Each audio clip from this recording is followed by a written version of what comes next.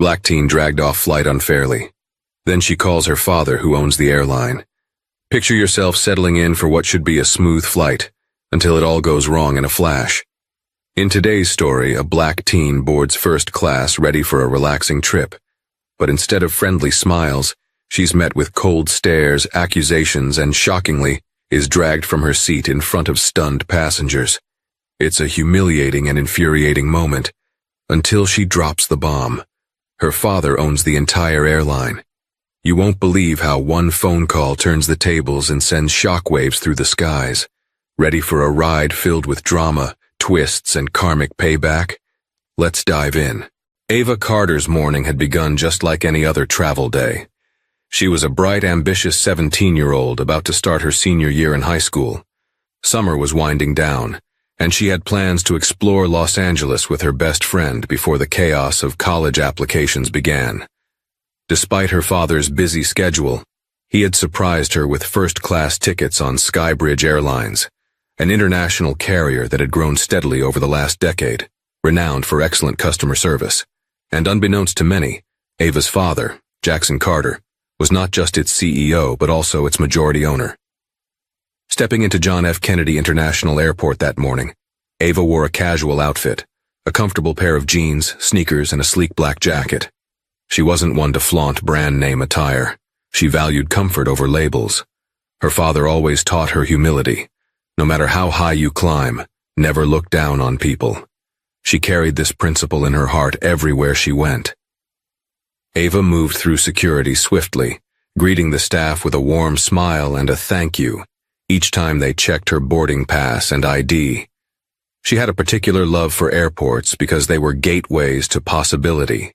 Places where strangers from different walks of life converged, each with unique stories, each traveling somewhere for a reason.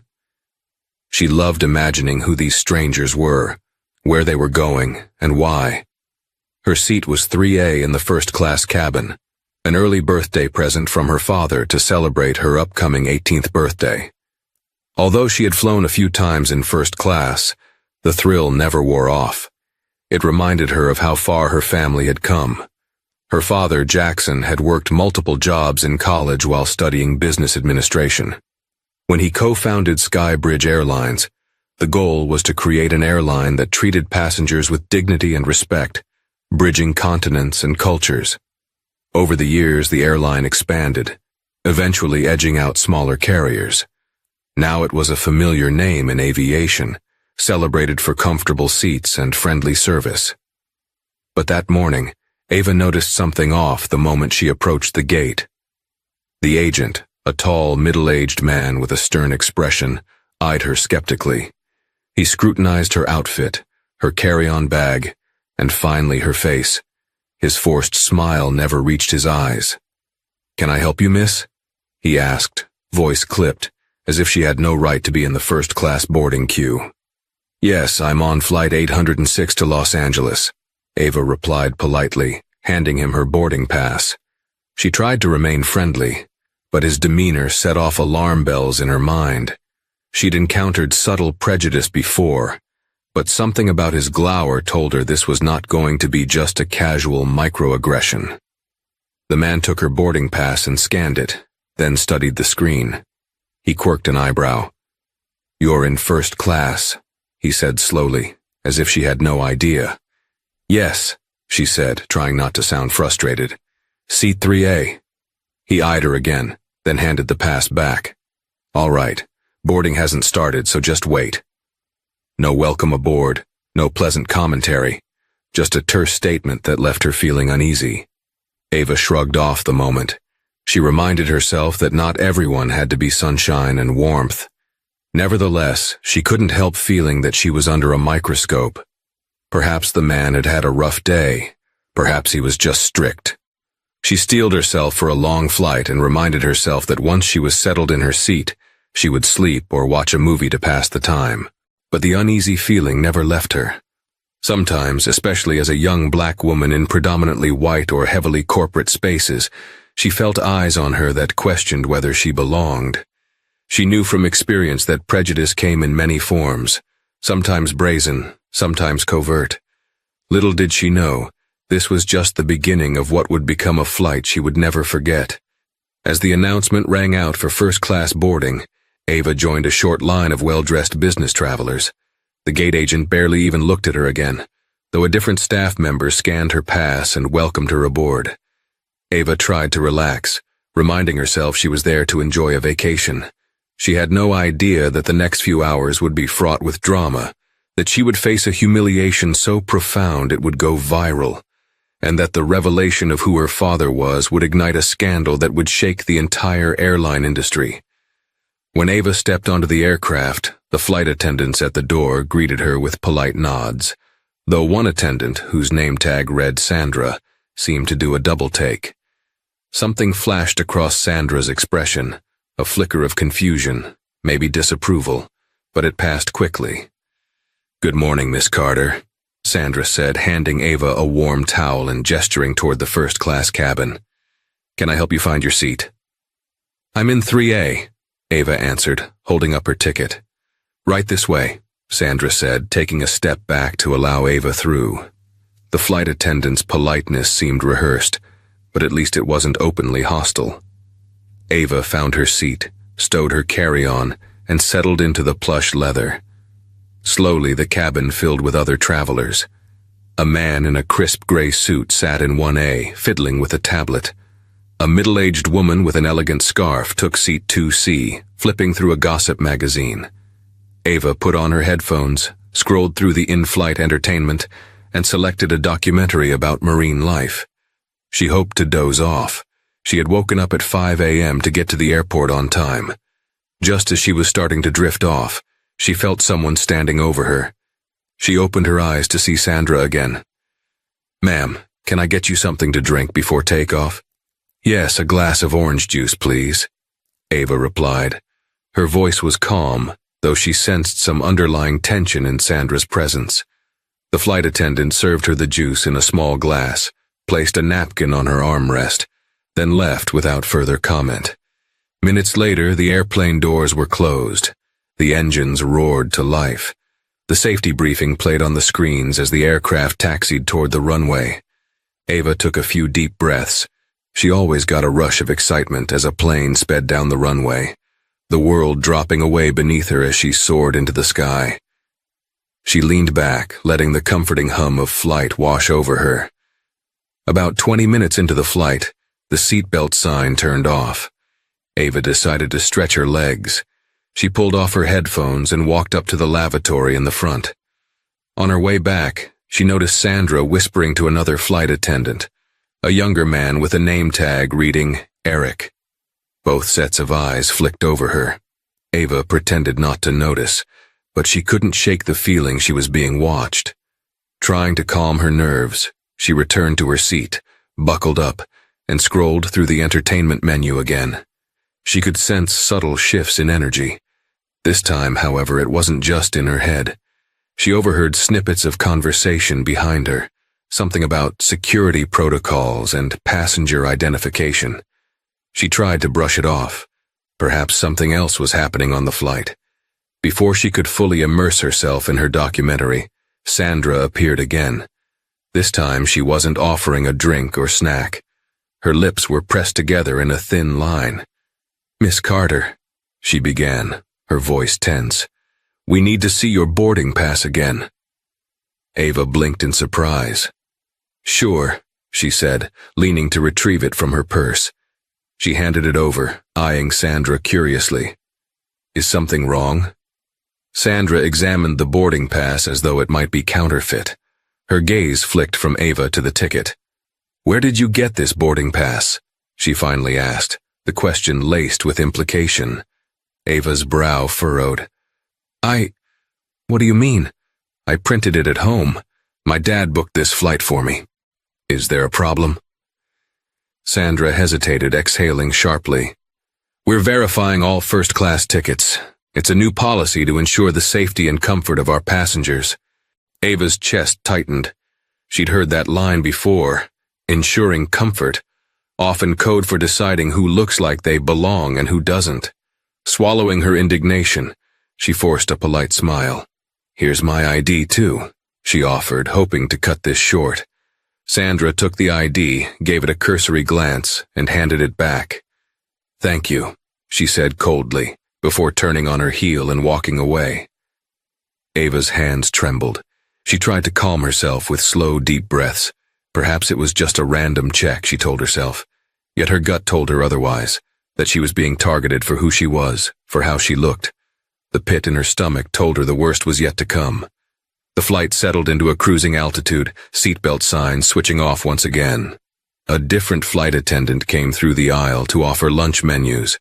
Ava selected the grilled chicken salad, grateful for something to occupy her thoughts. As she waited, she put her headphones back on, trying to lose herself in the mesmerizing footage of coral reefs and deep-sea creatures. But just as the food cart arrived, Sandra returned, this time with the gate agent from earlier. His name tag read, Mr. Reynolds. Ava's pulse quickened. It was bizarre for a gate agent to be on board. Usually they remained at the airport. Perhaps he had been traveling as a non-rev passenger, or there was some other reason. But the look on his face wasn't friendly in the slightest. "Miss Carter," Mr. Reynolds said, voice dripping with condescension. "We need a word." Ava removed her headphones, her stomach twisting. Passengers around her started to notice the commotion. A few turned to look. Some frowned in confusion. Others feigned disinterest, but kept an ear open. She forced a neutral tone. "Yes?" He held out his hand, beckoning for her ID and boarding pass again. "There's been a discrepancy with your ticket purchase. We have reason to believe you may be using a stolen or fraudulent ticket." Ava's jaw dropped. "What? That's impossible. My dad purchased it. Here." She rummaged in her purse for the papers containing the purchase confirmation. Mr. Reynolds took them, glaring at the printout as if it were written in invisible ink. The tension in the cabin skyrocketed. Even the older woman in 2C craned her neck to see what was going on. "Miss, the name on the credit card used to purchase this ticket does not match yours," Mr. Reynolds said, flipping through the documents. "It's my father's credit card," Ava explained, voice wavering between anger and disbelief. "He booked the flight for me. That's why his name is on the card. I'm 17. I don't have a personal credit card yet." Mr. Reynolds shot a dubious glance at Sandra, then back at Ava. "Do you have any way to verify your relationship with this so-called father? Because we have no record of a parental consent form or anything that indicates a minor traveling with a parent's authorization."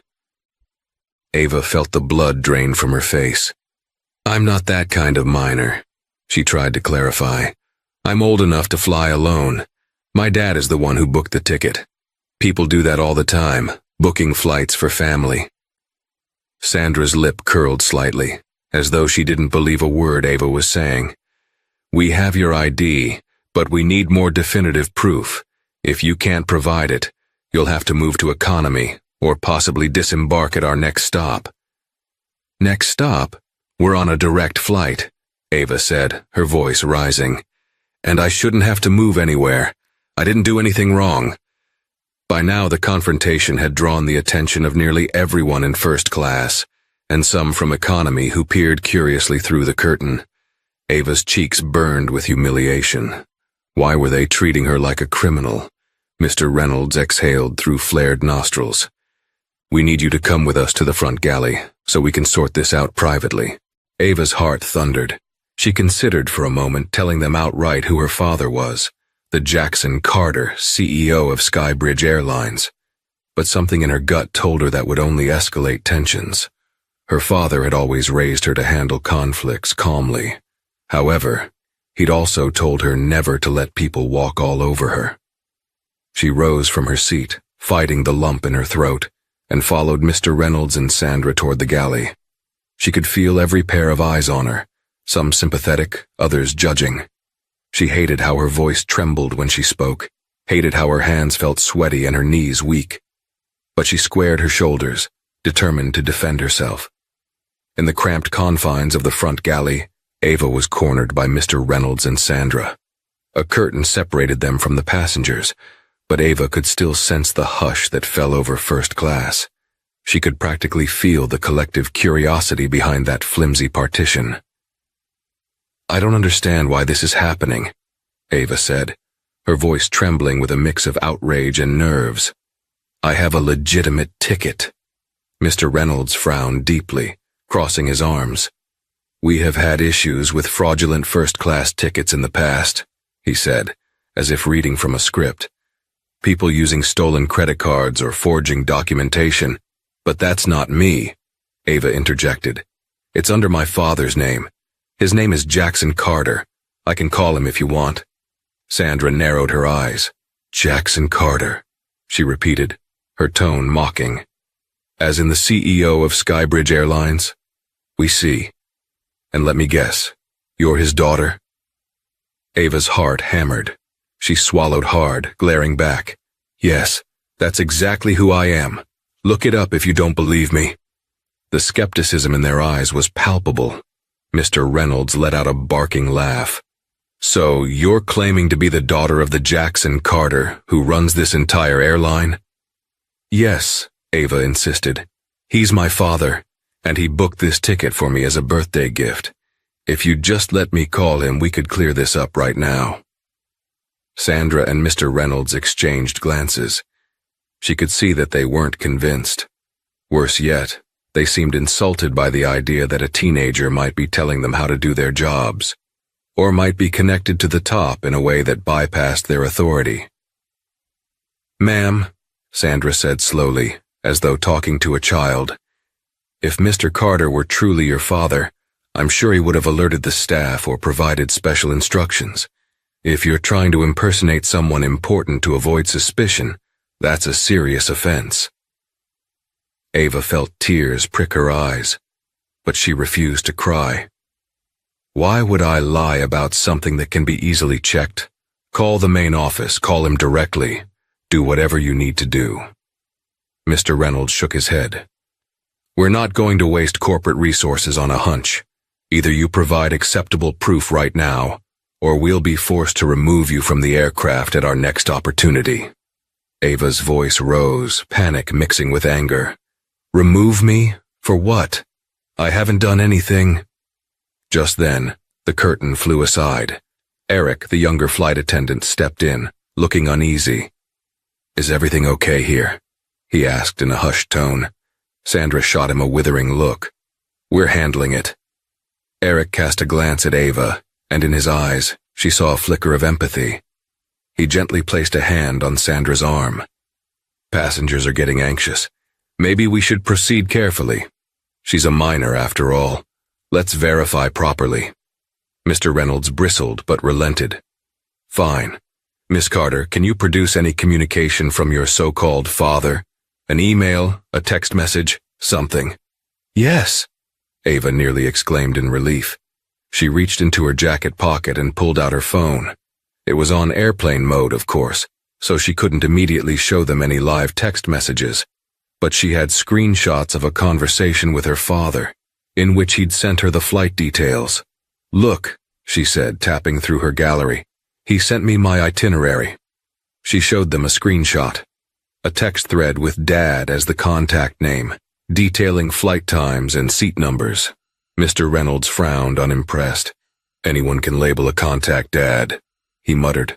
Exasperated, Ava scrolled to another screenshot. It was from the official Skybridge Airlines employee portal, an itinerary confirmation that Jackson had forwarded her. His full name, Jackson D. Carter, was on the email header, along with Skybridge corporate details. This is the email. He forwarded it to me. It has the official corporate signature. How else would I get this? Sandra's lips tightened as she considered it, but Mr. Reynolds refused to glance at the phone, as if ignoring it would invalidate the evidence. Fake emails aren't hard to create, he said dismissively. Ava stared at him, outraged by the blatant refusal to accept proof. Can I please just call him? At least let me step into the cockpit area or somewhere with a signal. Sandra scoffed. Ma'am, you can't just step into the cockpit. That's a major security violation. You're being very difficult. Ava's composure started to crack. I'm being difficult? You're accusing me of fraud without any real evidence. An older flight attendant came forward. Her name tag read Linda. She peered at the scene, looking deeply concerned. "What's going on here?" she asked, her voice calm but firm. Sandra huffed. "This passenger claims to be Jackson Carter's daughter, but we have no proof beyond what could be forged screenshots." Linda blinked, clearly recognizing the significance of that claim. Jackson Carter was well known throughout the company. "Why not radio the corporate desk? They can verify any VIP passenger in minutes." Ava exhaled. Finally, someone who seemed reasonable. "Yes, please do that." But Mr. Reynolds shook his head, doubling down. "We don't have time for that. The plane's in mid-flight, and we're not diverting just to placate someone who probably snuck into first class. I will not be made a fool of." Ava's blood boiled at his words. Her voice shook. "Sneaking into first class? My father owns—" She paused, realizing logic was useless against their biases. "Look, you can see I'm not some threat, right?" He ignored her plea and turned to Linda. "We need to remove her from first class. If she's not compliant, we'll contact air marshals or ground security at our diversion airport." Ava's heart hammered. Diversion airport? This was spiraling out of control. She looked around, desperate for a sympathetic face. Eric seemed conflicted. Linda seemed exasperated. But Sandra and Mr. Reynolds stood like statues of disapproval. Before Ava could protest, Mr. Reynolds stepped forward, grabbing her elbow. "Come with us now." Fear shot through Ava. She tried to pull away. "Don't touch me." She didn't want to cause a scene, but she also wasn't about to be manhandled like a criminal. Things escalated in an instant. Sandra reached out, and in the cramped space it felt as though multiple hands were on Ava, forcing her to move. Ava panicked, recalling all the stories she'd read about passengers, especially black passengers being mistreated during flights. She twisted her arm free, tears stinging her eyes as she tried to remain composed. "Stop," Linda hissed, stepping between them. "There's no need to use force. We can resolve this calmly." But Mr. Reynolds was past the point of reason. "She's refusing to cooperate," he snapped. "You saw it. She's resisting." The next thing Ava knew, the curtain was yanked aside, and half the first-class cabin could see Mr. Reynolds and Sandra wrestling with her. Gasps rippled through the aisle. Cameras and phones immediately rose to record. It was humiliating and terrifying all at once. In the chaos, Ava's jacket slipped off her shoulder, revealing a bruise forming on her arm where Mr. Reynolds had grabbed her. Passengers in first class erupted into protests. "Hey, that's unnecessary," shouted the businessman in 1A, standing up to intervene. A woman from 2C also stood glaring at Mr. Reynolds and Sandra. "She's just a kid. Let her go." Ava's cheeks burned. Her eyes brimmed with tears she refused to let fall. The humiliation of being physically manhandled in front of a cabin full of onlookers churned her stomach. She locked eyes with a passenger recording the incident on his phone, a middle-aged man with shock on his face, and a jolt of realization ran through her. This was going to go viral. Her life was about to change, for better or worse. "Stop filming, please," Sandra barked at the man, but he ignored her, continuing to document every moment. Eric hurried over, hands raised in a calming gesture. "Everyone, please remain seated. We'll handle this in an orderly fashion." He then turned to Mr. Reynolds, voice low but urgent. "Reynolds, you're making a scene. Let's step back and de-escalate, okay?" Mr. Reynolds sneered at him. "I'm making a scene? This passenger is the one causing trouble." Ava, breathing heavily, looked from Eric to Linda. She seized the moment of pause. "I just want to call my dad, that's it. Please," she said, voice trembling but resolute. "One call and we can settle this." Linda nodded, looking at Mr. Reynolds. Let her do it. It's the simplest way to verify her claim. But before Mr. Reynolds could reply, the plane lurched. The pilot had hit some turbulence. The fastened seatbelt sign dinged on, and the overhead announcement instructed passengers to take their seats. Mr. Reynolds seized the opportunity. "That's enough. We're returning to our seats. Young lady, you'll be relocated to the back of the plane. If you resist, we'll be forced to treat you as a non-compliant passenger." Ava's heart clenched. She imagined herself being dragged through the entire aircraft, the sea of shocked faces, the embarrassment. More than that, she dreaded what might happen next. An arrest, accusations that she had resisted flight crew orders. This was a nightmare. And yet, they weren't letting her do the one thing that would clear her name. By now, half a dozen passengers in first class had their phones out. Murmurs of, "She's just a minor. This is outrageous.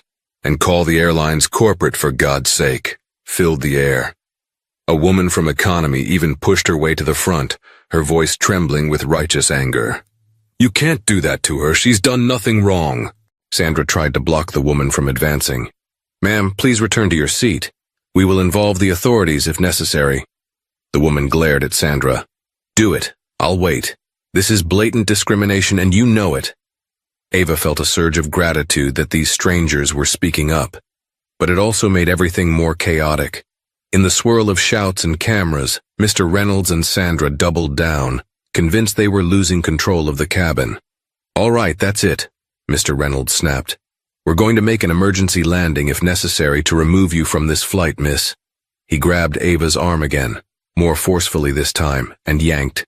She stumbled forward, smacking into one of the seat dividers. Pain shot through her shoulder. The cabin erupted in an uproar, with passengers shouting at the flight crew to stop. Ava, tears finally spilling over, shouted, "Let me go!" She tried to jerk her arm free, but Mr. Reynolds tightened his grip.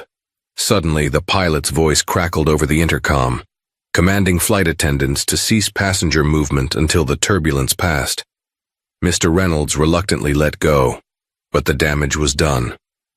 Ava crumpled into the seat nearest her, sobbing as cameras continued to roll. "I didn't do anything," she gasped, feeling helpless and furious. "This is so wrong." In that moment, Linda rushed to Ava's side, kneeling beside her. "Honey, are you okay?" she asked, her voice full of concern. Ava's only response was a slow shake of her head, tears streaming down her cheeks. Eric hovered nearby, his eyes darting between Ava and Mr. Reynolds. He looked torn, as if he wanted to intervene but was constrained by the chain of command. Finally, he handed Ava some tissues, whispering, "I'm sorry." Ava clutched the tissues, struggling to regain composure. She glanced around at the passengers who were outraged on her behalf. In that swirl of tension and confusion, one thing was clear. This flight was now a powder keg waiting to explode. As the turbulence eased, the pilot repeated the command for passengers to remain seated. Despite that, Mr. Reynolds insisted that Ava had to be moved.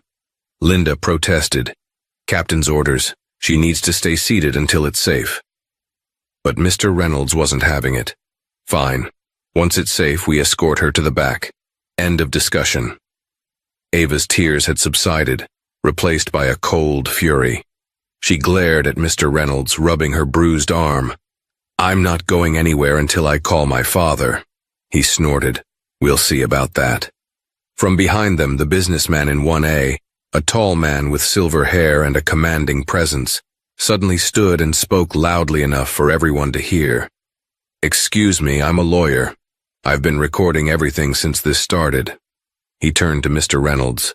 "If you continue to assault this minor without proper cause, you and Skybridge Airlines could be facing a serious lawsuit.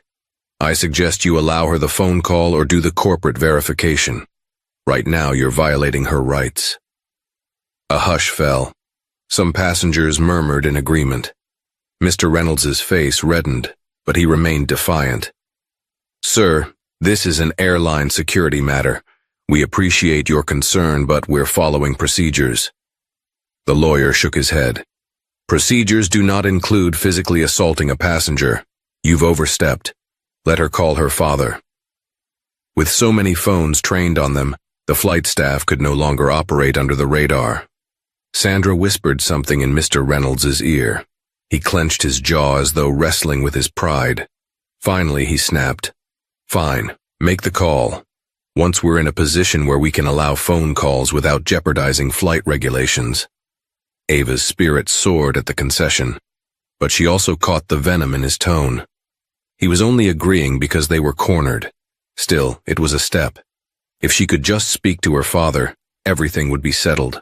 Linda helped Ava back to her seat in 3A. Passengers whispered words of encouragement. One woman pressed a small chocolate into Ava's hand in a silent gesture of support. The man recording from 1A gave her a nod. "This is all on video," he assured her quietly. Ava mouthed a thank you, her heart racing but slightly calmer. She fastened her seatbelt and stared out the window, the bright sunlight glinting off the plane's wing. For a brief moment she let her mind drift, imagining her father's reaction when she finally told him what had happened. She wanted to believe he'd handle it swiftly, that heads would roll, but a shadow of doubt lingered. Could she truly rely on him to fix this? She knew he loved her more than anything, but the wheels of corporate bureaucracy sometimes moved slowly, and the prejudice of individual employees could be stubborn. Another wave of turbulence jolted the plane. The pilot came over the intercom again, explaining they would try to find smoother air at a different altitude. The seatbelt sign remained on. Ava was forced to wait. It felt like an eternity before the flight leveled off again, and the seatbelt sign dinged off. The moment it happened, Ava dug her phone out of her pocket. She unlocked it, ignoring Mr. Reynolds and Sandra hovering at the galley. "Cell phones must remain on airplane mode," Sandra barked.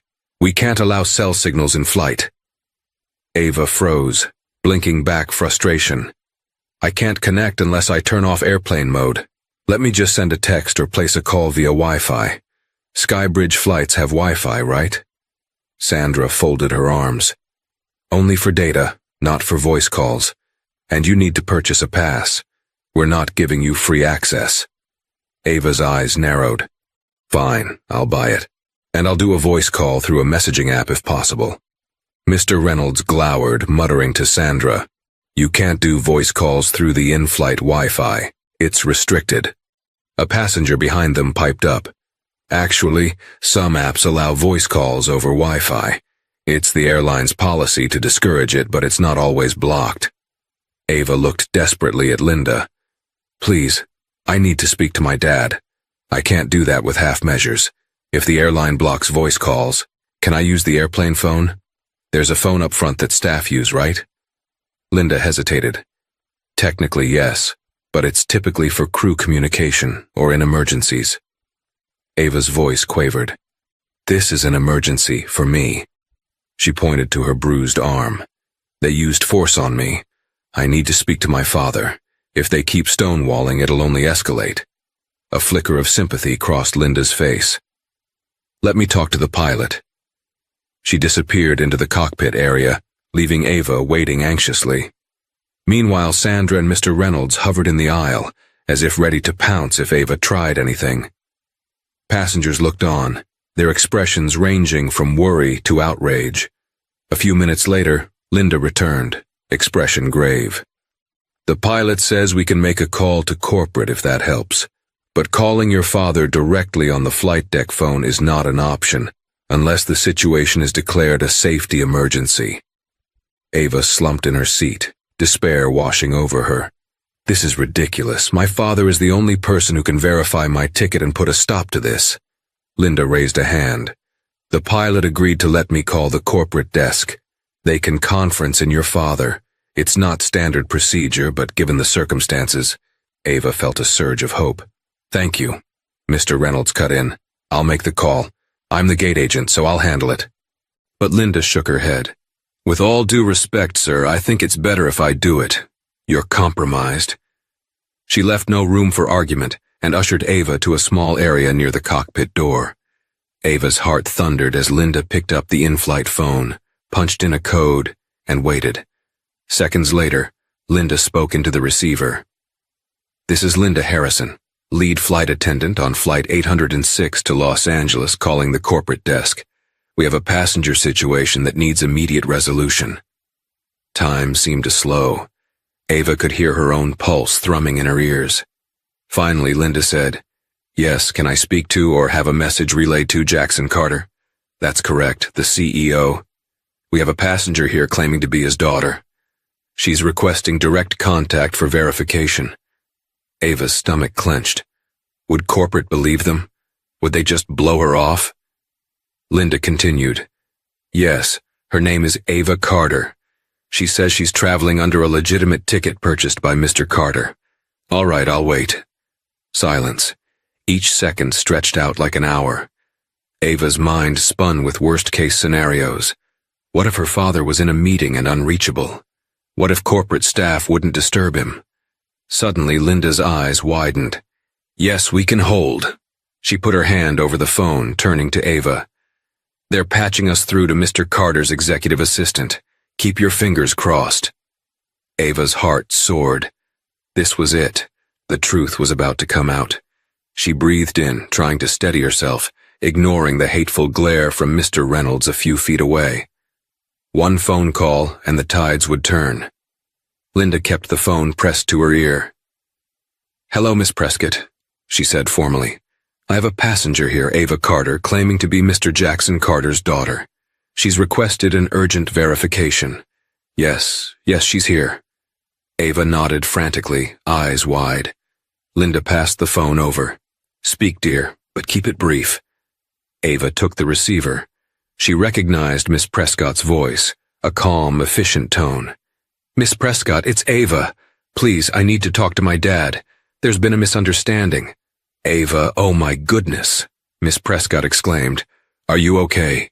Your father's in a board meeting, but I can get him immediately if it's urgent. It's urgent, Ava said quickly, voice trembling. They're accusing me of having a fake ticket. I'm on flight 806, heading to LA. They've threatened to remove me from the plane. There was a pause. Stay calm, Ava. Let me get Mr. Carter out of his meeting. In the background, Ava heard muffled voices and the click of a door. Okay, hold on.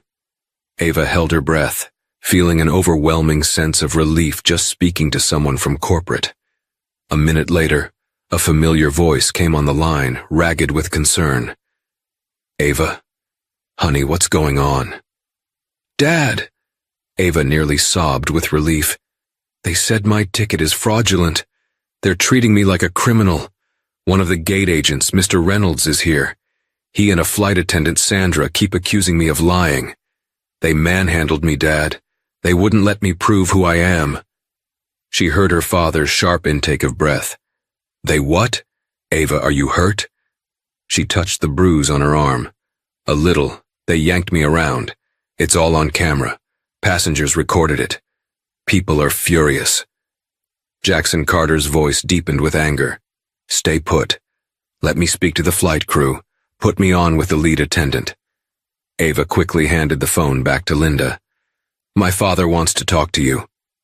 Ava's voice trembled, but a sense of vindication was creeping in. Linda placed the receiver to her ear. Mr. Carter, this is Linda Harrison, lead flight attendant on flight 806. First, let me apologize on behalf of the crew. I only recently learned of this situation. Her voice quavered slightly. Yes, sir, of course, I understand.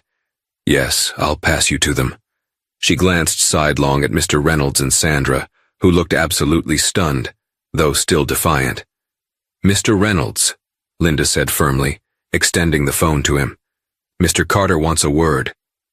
Mr. Reynolds swallowed hard. The color drained from his face. He stepped forward, took the phone with a trembling hand, and introduced himself. Hello, Mr. Carter. This is Gary Reynolds, the gate agent. Yes, I did board the flight because I had suspected. Yes, sir, I understand. His expression contorted as a barrage of heated words from the other end filtered through. I apologize, Mr. Carter. We had no idea. Yes, but sir, from our perspective. Yes, sir, of course. He winced as if physically recoiling from Jackson Carter's anger. Sandra hovered at Mr. Reynolds' elbow, looking like she'd rather be anywhere else. Passengers in first class watched with keen interest, some smirking at the sudden turn of events. Finally, Mr. Reynolds stammered, We will absolutely remedy this situation, Mr. Carter. I deeply apologize. Thank you. With that, he handed the phone back to Linda, who spoke briefly with Jackson, then hung up. A stunned silence ensued. Mr. Reynolds avoided eye contact with Ava, his face beet red. Sandra looked mortified, but also defensive. Linda, softly clearing her throat, announced, Mr. Carter has instructed us to ensure Miss Ava Carter is treated with the utmost respect for the remainder of the flight. He also wants a full incident report prepared. A ripple of relief mixed with satisfaction passed through the cabin. Ava could feel the pent-up tension finally releasing. She pressed her palm to her chest, feeling her heart race. It was over. Her father had intervened, or so she thought. Without warning, Mr. Reynolds tried to salvage his pride.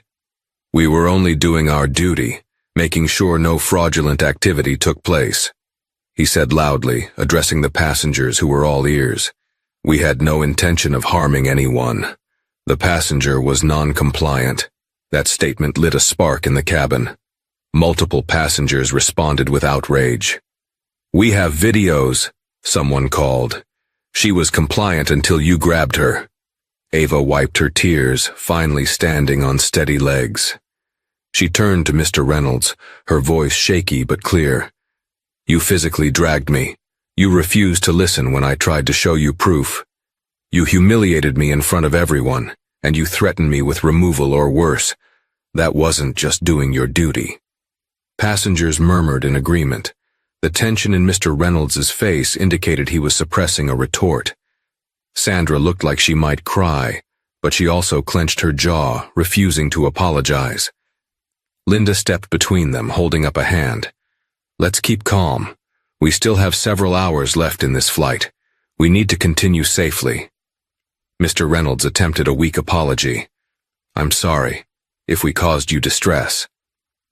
Ava bristled at the non-apology. I'm sure the corporate office will want a full account. Linda gently guided Ava back to her seat. Let's get you settled, dear. You've been through enough. Ava slumped into her seat, exhaustion and relief mingling in her mind. She just wanted the flight to be over. She felt the bruise on her arm throb. At least now everyone knew the truth. She belonged in first class, and the father she had tried to avoid name-dropping had come to her rescue. As the flight continued, the mood in the first-class cabin remained tense. People whispered and exchanged glances, clearly still outraged by what had happened. Some had posted snippets of the incident on social media. Ava's phone buzzed intermittently with messages from friends who had seen the viral clips. Her name was trending on Twitter, apparently, though she had to keep her phone on airplane mode aside from occasional Wi-Fi usage. Linda brought Ava an ice pack for her bruise and offered words of comfort. I've been with Skybridge Airlines for 20 years, she said, voice tinged with sadness. This isn't how we treat passengers, especially not the daughter of the man who built this company on respect and service. I'm so sorry. Ava nodded gratefully, though her emotions were a jumble. Thank you, Linda. I appreciate it. Meanwhile, Mr. Reynolds barricaded himself in the galley, quietly conversing with Sandra. She occasionally peeked out, as if afraid to face the wrath of the passengers. Eric busied himself with normal flight duties, refilling drinks and handing out blankets. Whenever he passed Ava, he lowered his eyes, ashamed. About an hour later, the pilot's voice chimed over the intercom. Ladies and gentlemen, this is your captain speaking. We're cruising at 35,000 feet and anticipate a smooth ride to Los Angeles. On behalf of Skybridge Airlines, I'd like to apologize for any inconvenience you may have experienced earlier. We appreciate your cooperation. Passengers exchanged knowing looks. They understood that the pilot was referencing more than just inconvenience. Ava remained silent, her thoughts churning.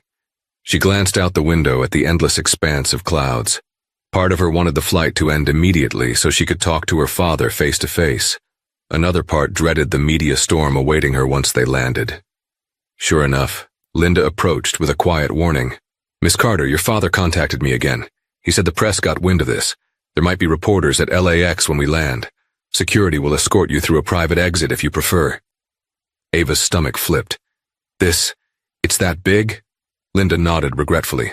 Yes, several passengers posted videos online. It's already trending.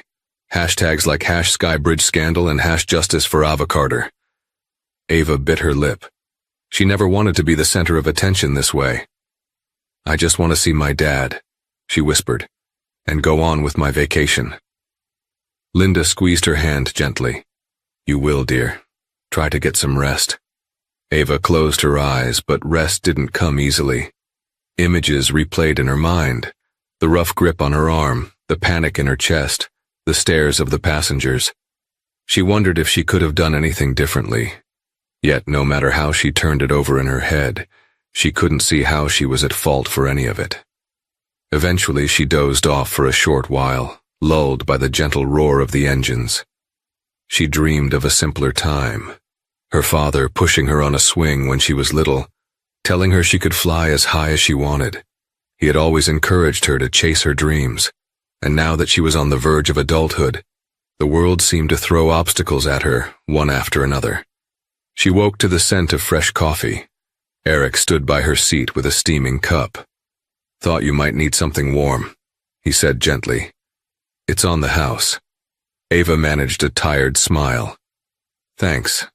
She took a sip, letting the heat soothe her frazzled nerves. Eric shifted uncomfortably. I'm really sorry about what happened. I tried to speak up, but Reynolds outranks me. I still should have done more. Ava studied him, seeing genuine remorse. Thank you, she said. I appreciate your kindness, Eric. He nodded and returned to his duties, leaving Ava alone with her thoughts again. She spent the next hour watching a movie, anything to distract her from the fiasco. Occasionally, a passenger would lean across the aisle to whisper words of support, "Stay strong," or "We're on your side." It helped, but she still felt exhausted, emotionally raw, and oddly disoriented by the sudden media exposure. Finally, the announcement came that they would begin their descent into Los Angeles International Airport. Ava felt her pulse quicken. In less than half an hour, she'd be on the ground, facing whatever firestorm awaited her. She dreaded stepping off the plane, but she also yearned to see her father, to feel safe again. The jet's wheels screeched against the runway at LAX, and a collective exhale swept the cabin. As they taxied to the gate, Linda approached Ava one last time. Your father arranged a private escort. Please stay seated until everyone else disembarks. Ava nodded.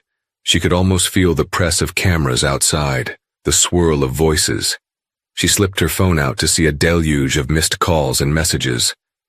Her best friend Monica had left a frantic string of voice notes. Ava, are you okay? I just saw you trending on Twitter. Please call me. As soon as the seatbelt sign turned off, passengers began gathering their belongings. Many paused by Ava's seat to offer a final word of support, or a gentle pat on the shoulder. One woman insisted on giving Ava her business card. My brother is a journalist at the Los Angeles Times. If you need help, call him. Ava thanked her, touched by the solidarity. Mr. Reynolds slunk past, avoiding her gaze. Sandra trailed behind him, looking equally chastened. Ava caught fragments of their hurried conversation. Corporate's gonna have our heads, Mr. Reynolds muttered. Sandra nodded, wiping tears from her eyes. Ava felt a conflicted pang. As angry as she was, she found no joy in their obvious dread. Finally, the cabin was nearly empty. Linda signaled for Ava to follow. Together they made their way toward the exit. At the door, a member of airport security in a neat uniform greeted Ava. Miss Carter, I'm Officer Patel. I'll escort you to a private lounge. Your father is waiting there. Ava's heart pounded. She stepped onto the jet bridge, flanked by Linda and Officer Patel. The moment they entered the terminal, flashes of cameras and a cacophony of voices assaulted them. Reporters and paparazzi jostled behind a barricade, shouting questions like, Ava, what happened on that flight? And are you going to sue Skybridge Airlines? Security personnel held them at bay, but their lenses clicked furiously. Inside the lounge, her father stood waiting. Tall, charismatic, with a commanding presence and immaculate suit, Jackson Carter had the air of a man who was used to controlling the narrative. But the moment he saw Ava, his mask of corporate authority crumbled. He rushed to her, arms outstretched, and pulled her into a hug. My God, Ava, he murmured, voice thick with emotion. I'm so sorry this happened to you. Are you hurt? He gently lifted her arm, wincing at the bruise. I saw the videos. I can't believe my employees would treat you like that. Ava pressed her face into his shoulder, inhaling the comforting scent of his cologne. She wanted to cry all over again, but she held it together. Dad, it was awful they wouldn't listen. Jackson guided her to a plush sofa, Linda quietly stepping aside to give them space. I've already spoken to the board, he said, voice low but firm. I've launched an internal investigation. Mr. Reynolds and Sandra are being called to headquarters for a disciplinary hearing. I won't allow bigotry or abuse of power in this airline. Ava sighed, relief and exhaustion mingling. Thank you. He stroked her hair gently. Are you sure you're okay? We can take you to a doctor just to check that arm. She shook her head. I'll be fine. It's just a bruise. I'm more worried about the emotional fallout. Jackson's eyes hardened. I've already got my PR team handling the media. This is going to be a storm, no doubt. But the important thing is that you're safe. We'll address the rest. After a moment, Jackson noticed Linda standing nearby. He rose, extending a hand. You must be Linda Harrison, lead flight attendant. Thank you for helping my daughter. She shook his hand, looking relieved. I tried to do the right thing, sir. I apologize that it went this far. Jackson nodded. I appreciate your stepping in, and I'll remember your integrity. Ava exhaled a tension she hadn't realized she'd been holding. She had dreaded this meeting, fearing her father would be so enraged that she'd get lost in the corporate vengeance. But seeing him focus on her well-being first and foremost reminded her that beneath the CEO persona, he was still her dad. Linda excused herself, leaving father and daughter alone in the lounge. What happens now? Ava asked quietly. Jackson took a seat beside her. Now, we meet with legal and HR to make sure Mr. Reynolds and Sandra face the consequences. The same goes for any other staff who mishandled the situation. I'm not going to sweep this under the rug. Skybridge's reputation is built on fairness and respect. This kind of incident can't go unanswered. Ava nodded. I want them to understand how wrong it was, and I don't want other people to go through this. Jackson's gaze softened. I'll make sure that message is loud and clear. He paused, letting out a weary sigh. The media will be relentless for a while. You can lay low or you can speak out if you feel it could help others. The choice is yours. I'll support you either way. Ava swallowed. I'll think about it. For now, I'd just like to breathe. Jackson nodded. Then let's do that. I have a car waiting to take us to the hotel. In the days that followed, the story dominated headlines. Clips of the incident, captured by multiple passengers, were shared millions of times across social media.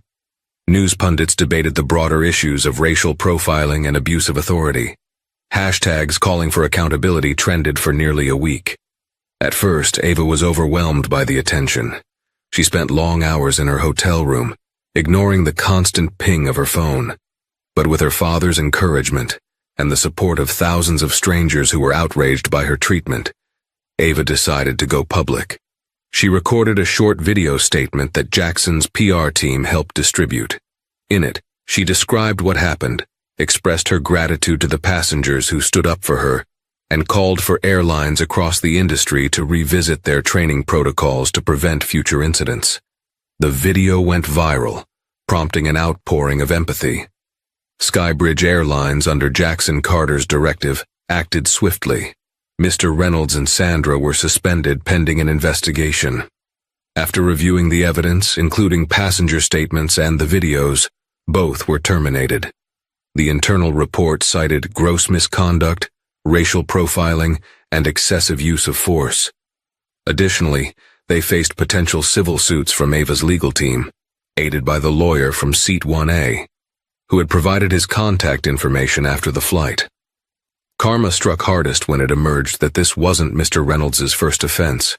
Several former passengers stepped forward, sharing stories of his hostile behavior at different airports. Internal memos revealed he had been previously reprimanded. His final act of aggression toward the CEO's daughter sealed his fate. Sandra, who had fewer prior complaints, pleaded ignorance, claiming she was just following Reynolds' lead. However, the evidence showed she was complicit in the harassment, resulting in her dismissal as well. In the aftermath, the press swarmed. Jackson Carter gave a press conference, standing beside Ava. Cameras flashed and reporters shouted questions, but Jackson remained composed. Skybridge Airlines was founded on the principle of bridging cultures and connecting people with respect and dignity. What happened to my daughter, Ava, is unacceptable, and it's something no passenger should ever experience. We will redouble our efforts to ensure that every employee, from gate agents to flight crews, upholds the highest standards of fairness and compassion. It was a hard lesson in how quickly prejudices can surface, even within an airline that prided itself on diversity. Yet, it was also a testament to the power of public outcry, solidarity among passengers, and the unwavering bond between a father and a daughter determined to stand up for what was right. Thank you for joining us on this emotional roller coaster of a story, filled with injustice, heartbreak, and ultimately, redemption. Ava's journey reminds us all that even in the face of discrimination and doubt, our voices matter. And when we stand up together, real change can happen. Whether it's one courageous bystander recording on a phone or a CEO determined to uphold his company's values, every action counts. If you found this story powerful or inspiring, please consider liking, sharing, and subscribing to our channel. Your support helps us bring more stories to life, stories that challenge us to confront prejudice, champion fairness, and celebrate the resilience of the human spirit. So let's keep this conversation going. Comment below with your thoughts, share this video with friends, and be sure to subscribe for more compelling stories. Together, let's continue to shine a light on truth and justice.